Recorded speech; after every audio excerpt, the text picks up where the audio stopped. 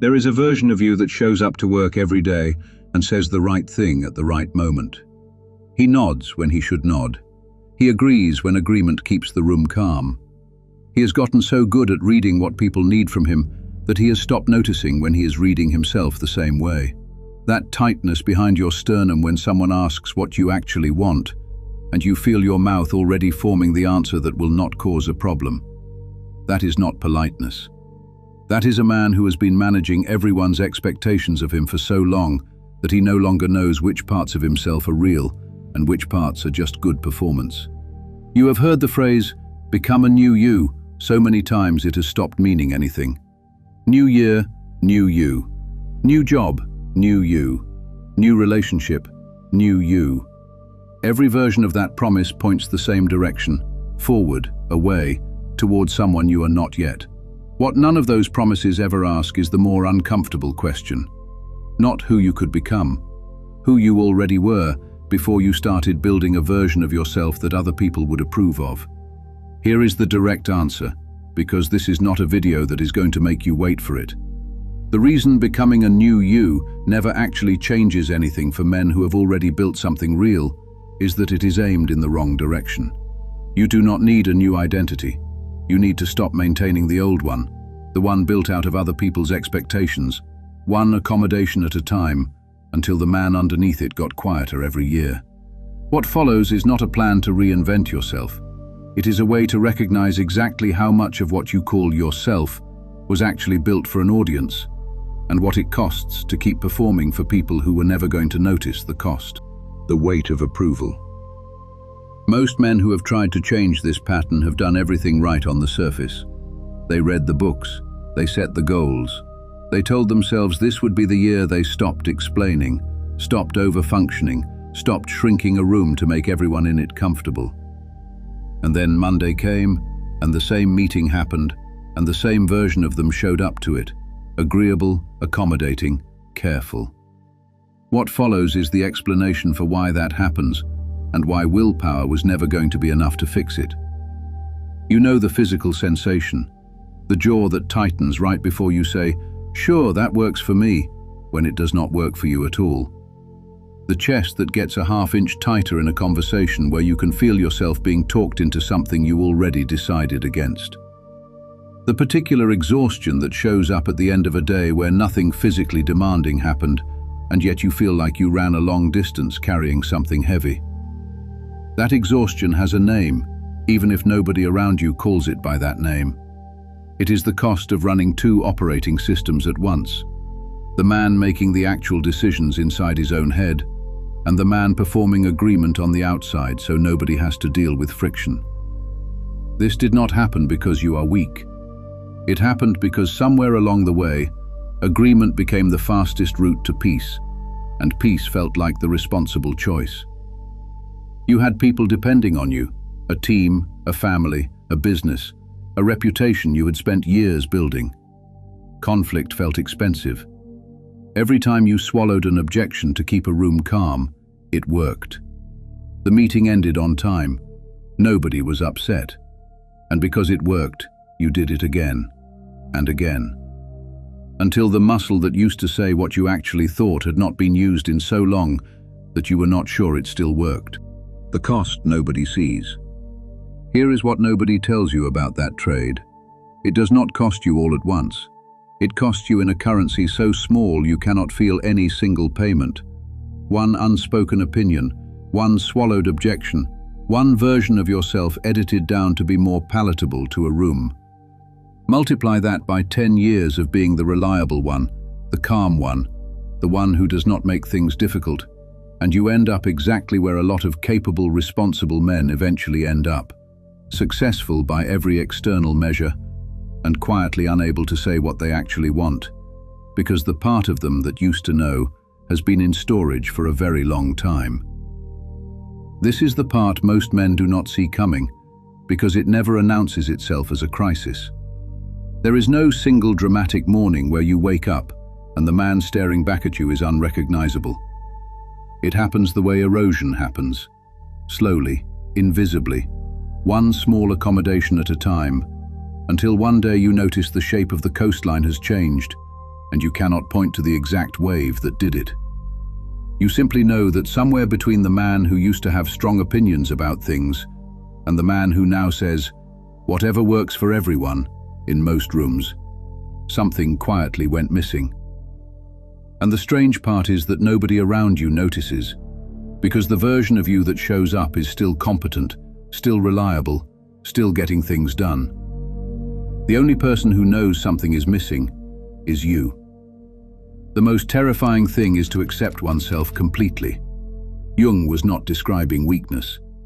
He was describing the specific discomfort of looking directly at who you actually are, not the curated version, not the professional version, not the version built to keep the peace, and deciding that version is allowed to exist out loud. Most men will do almost anything to avoid that moment, because the performance is safer. Nobody argues with the performance. Nobody pushes back on the man who is easy to work with. The cost of that safety is that the man underneath stops getting exercised, and a self that stops getting exercised does not stay dormant. It goes quiet in a way that starts to feel permanent. The excuse that sounds like wisdom. Here is what makes this pattern so difficult to catch in yourself. It does not feel like avoidance from the inside. It feels like maturity. You tell yourself the story that you have simply grown past the need to win every argument, that you have learned to pick your battles, that a man with real responsibilities does not have the luxury of being difficult about every small disagreement. Every part of that story is true in isolation. The problem is not any single instance of choosing peace over friction. The problem is that picking your battles quietly became a permanent policy instead of an occasional decision. And a man can spend 15 years congratulating himself for wisdom that was actually just a well-disguised habit of disappearing. The test that separates the two is simple, even if it is uncomfortable to run. Wisdom picks its battles selectively. It goes quiet in some rooms and speaks plainly in others, based on what the moment actually requires. A performance goes quiet everywhere, in every room, regardless of what the moment requires, because the goal was never accuracy. The goal was safety. If you cannot remember the last time you disagreed with someone whose opinion of you mattered, that is not evidence of wisdom. That is evidence that the performance has become total, and it has been running so smoothly that you mistook the silence for peace. This matters because a man who believes his silence is wisdom has no reason to change anything. He is not avoiding the problem. As far as he can tell, there is no problem. That is exactly what makes this pattern so durable in capable, disciplined men. The same self-control that built a career and a reputation is the same self-control now being spent maintaining a performance. And because the results still look successful from the outside, nothing forces the question. Nobody stages an intervention for a man who is well-liked, dependable, and quietly disappearing. The only way the question ever gets asked is if the man asks it of himself. The first crack.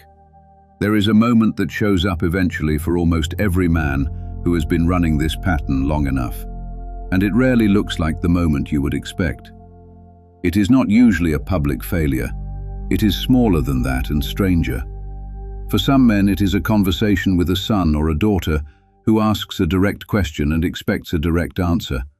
And for the first time in longer than they can remember, they catch themselves about to give the diplomatic version instead of the true one, and something in them refuses. For other men, it is sitting across from someone they have accommodated for years, hearing themselves start the sentence, "Whatever you think is best," and feeling for one unguarded second real anger at their own voice for saying it again. That is the crack. It is small. It usually does not change anything by itself. But it is the first moment the performance and the man underneath it are not perfectly aligned. And once you have felt that gap once, you cannot fully unfeel it. The rest of what follows is about what happens after that crack, because most men either widen it into something real or they patch it over and go back to the performance. And the difference between those two outcomes is not talent or luck. It is whether they understand what the crack is actually telling them. Most men patch it over, And it is worth being honest about why, because the reason is not weakness, it is math. Widening the crack looks expensive in the short term. It might mean an uncomfortable conversation with a business partner. It might mean disappointing a parent who has spent decades expecting a certain kind of son. It might mean admitting to a spouse that an agreement made years ago no longer reflects what you actually want, and living with the discomfort of that conversation instead of the quieter discomfort of continuing to perform contentment. Every one of those costs is real and immediate. The cost of not widening the crack is slower and less visible, which is exactly what makes it so easy to keep choosing the patch instead of the repair. A man can go another 10 years on the patch. Plenty of men do. They just quietly become less and less present inside a life that, from the outside, looks completely intact. Very little is needed to make a happy life. It is all within yourself, in your way of thinking. Marcus Aurelius was not writing that from comfort. He was writing it while running an empire, managing conflict on the frontier, and losing more of the people close to him than most men will lose in a lifetime. When he says the answer is already inside you, he is not offering comfort.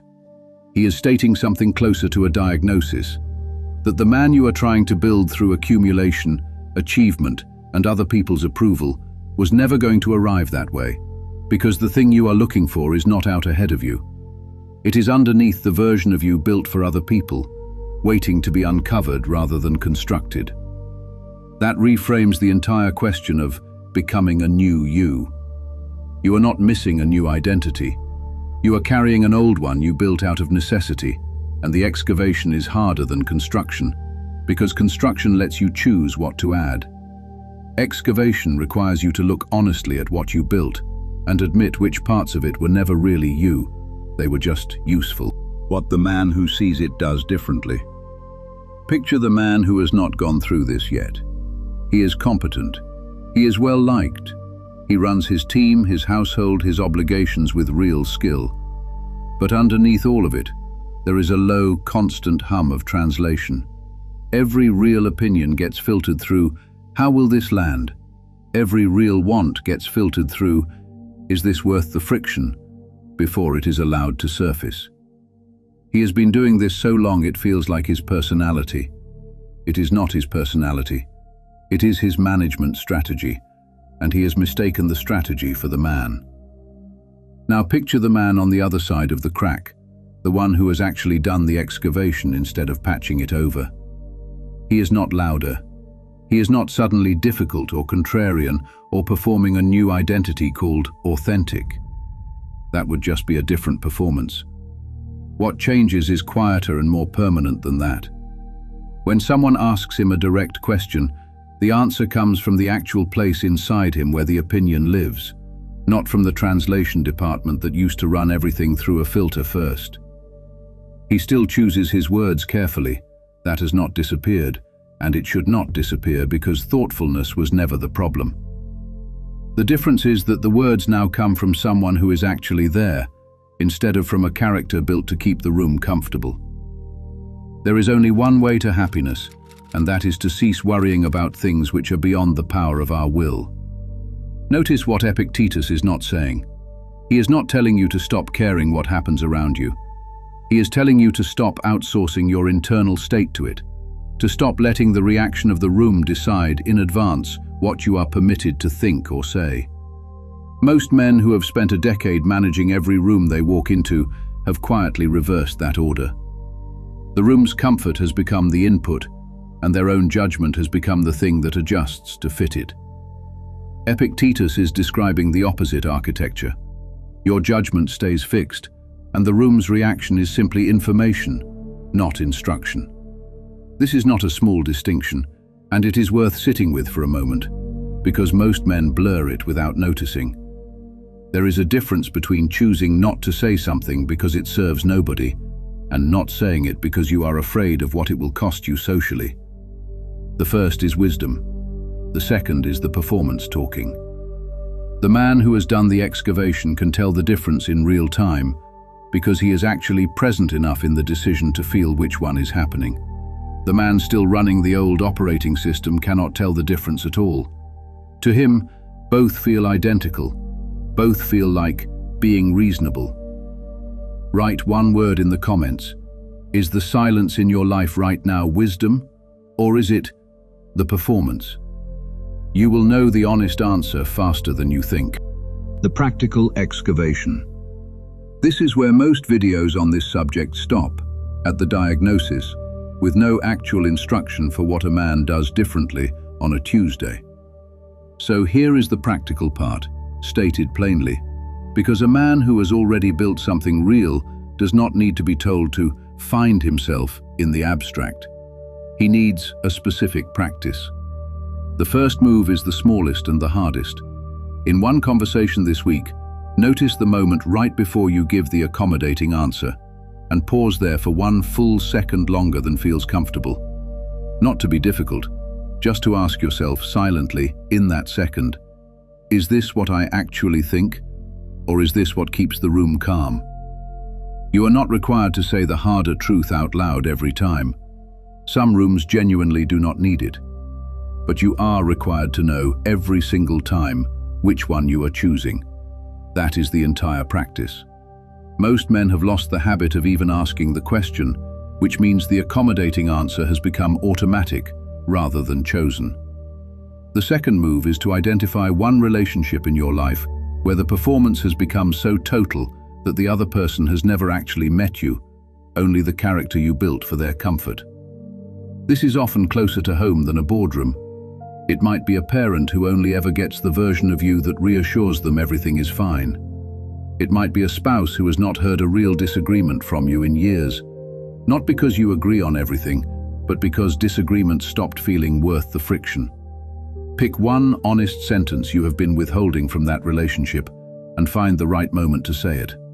Not aggressively, not as a confrontation, but as a man who has decided that being fully known matters more than being permanently comfortable. It is the power of the mind to be unconquerable. Seneca is not describing a mind that never bends. He is describing a mind that bends by choice and not by pressure. A man who can accommodate a room, defer to a colleague, soften an approach, and still know underneath all of it that the core of what he thinks has not been overwritten by the accommodation. That is the actual target here, not rigidity, not becoming harder to work with. The target is a man whose flexibility is a tool he uses, not a habit that uses him. The third move is the one most men skip because it requires patience instead of intensity. Stop measuring this by whether you feel different this week. The performance took years to build, one small accommodation at a time, and it will not dissolve because you had one honest conversation on a Tuesday. What you are building instead is a track record with yourself, evidence collected slowly, that when a real moment shows up, you are capable of showing up as the man underneath the performance rather than the performance itself. Each time you do that, the muscle gets a little stronger, and the automatic accommodating answer gets a little less automatic. The fourth move is the one that matters most for a man who leads other people, because performance is contagious in exactly the direction you would expect. A team, a household, a group of men who look to you for how to carry themselves under pressure. They do not learn from what you tell them about honesty. They learn from watching whether you actually practice it when it costs you something. Every time you choose the accommodating answer in front of people who report to you, you are not just managing that one room. You are quietly teaching everyone watching that performance is what competence looks like at the top. And every time you choose the honest answer instead, delivered without cruelty, without drama, just plainly, you are teaching something rarer. You are showing them what it looks like when a man's authority and his actual convictions are the same thing, instead of one being a mask for the other. That is not a small side effect. For a man responsible for other people, it may be the most important part of this entire practice. The man who stopped performing. Here is the honest version of what changes, because it is smaller than the fantasy of becoming a new you ever promised, and more permanent because of it. The man who does this work does not become unrecognizable. His career does not necessarily look different from the outside. His household does not necessarily reorganize itself. What changes is internal, and it shows up in the smallest moments. The half-second before he answers a direct question, where the answer now comes from him, instead of from the character he built to manage other people's comfort. He still leads people. He still absorbs pressure that other people in his life never see, because that is what the responsibility requires of him. But he is no longer performing the absorption while quietly resenting it. He has stopped mistaking accommodation for virtue and started asking, in every room, whether his silence is wisdom or fear wearing a reasonable-sounding excuse. Most of the time, the answer changes nothing about what he says out loud. But he knows the difference now, every time, and that knowledge is the entire transformation. Not a new man. The same man, with the performance finally stripped away from around him. This is worth being precise about, because it is easy to hear, "Stop performing," and picture something dramatic. A man suddenly speaking his mind in every meeting, burning relationships in the name of authenticity, mistaking bluntness for honesty. That is not what this looks like in practice, and a man who has actually done the work usually looks calmer from the outside, not more volatile. The volatility belongs to the earlier stage, the crack, the discomfort of noticing the gap for the first time. What comes after that, if the excavation is done properly, is closer to stillness than to rebellion. He has simply stopped spending energy on the translation department, and that energy has to go somewhere. Most men who have done this describe the same thing, a kind of quiet they had forgotten was available to them, because they had spent so many years managing a performance that they mistook the exhaustion of it for normal adult life. Be like the rocky headland on which the waves constantly break. It stands firm, and round it the seething waters are calmed. Notice what the headland does not do in that image. It does not stop the waves from coming. It does not move to a calmer part of the coastline. It does not perform calm for the water's benefit. It simply stays what it is, consistently, and the water eventually settles around it, because there was never anything to fight in the first place. That is the entire difference between the performance and the man underneath it. The performance is exhausting because it is trying to manage the water. The man who has done the excavation has stopped trying to manage it and discovered that most of what he was managing did not actually require managing. It required him to stay still and let it settle on its own. Write one more word in the comments. Name the room in your life where you most want to stop managing the water. He who lives in harmony with himself lives in harmony with the universe. That line is easy to hear as abstract, so make it concrete. The harmony Marcus Aurelius is describing is not a feeling of contentment. It is the simple practical alignment between what a man thinks and what a man says. The absence of the low, constant translation cost this entire video has been describing. A man who lives in that kind of harmony is not necessarily calmer on the surface, and he is not necessarily easier to be around. He is simply undivided. There is no character standing between the room and the man, managing the gap. That is the entire target, stated as plainly as it can be stated. The recap. So here is what this actually comes down to, said plainly. You do not need a new version of yourself. You need to stop maintaining the old performance built out of a decade of accommodations that once felt necessary and now just feel automatic. The exhaustion you carry at the end of an ordinary day is not weakness. It is the cost of running 2 operating systems at once, and that cost is fully avoidable. The crack you feel when your real opinion and your performed agreement stop lining up is not a problem to patch over. It is information, and it is the first honest signal you have had in years. Silence is not automatically wisdom. Sometimes it is fear in a reasonable-sounding disguise, and the man who has done this work can finally tell the difference in real time. None of this requires becoming someone new. It requires becoming willing to be seen as the man who was underneath the performance the entire time. Pick one relationship and one honest sentence you have been withholding from it. Not the whole truth of everything you have swallowed for a decade, one sentence. Find the moment this week to say it, plainly, without softening it into something safer. That single sentence will not undo 10 years of performance. It is not supposed to. It is supposed to prove to the only person whose opinion actually matters in this, you, that the man underneath the performance still knows how to speak when it counts. Do not expect the room to notice. That is worth saying plainly, because it is the part that disappoints men who go looking for external proof that the excavation worked. Most of the people around you will not register the shift, because the shift is not primarily for them.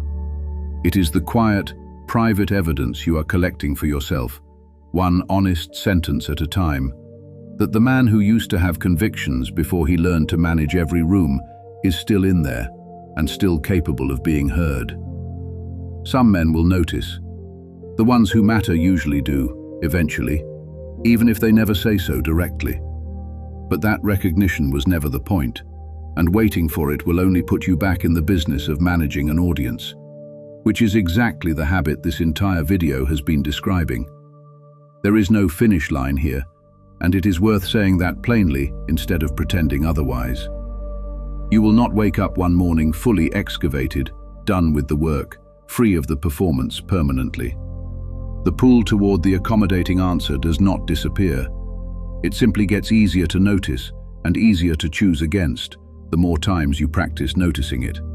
A man who has done this work for years still catches himself, mid-sentence, softening something that did not need softening. The difference is not that the old pattern is gone. The difference is that he catches it now, in real time, instead of finding out 10 years later that an entire decade ran on autopilot. If this is the kind of thinking you want to keep building, this channel is here every week. Every video takes one idea further than the last. Subscribe so you do not miss what comes next.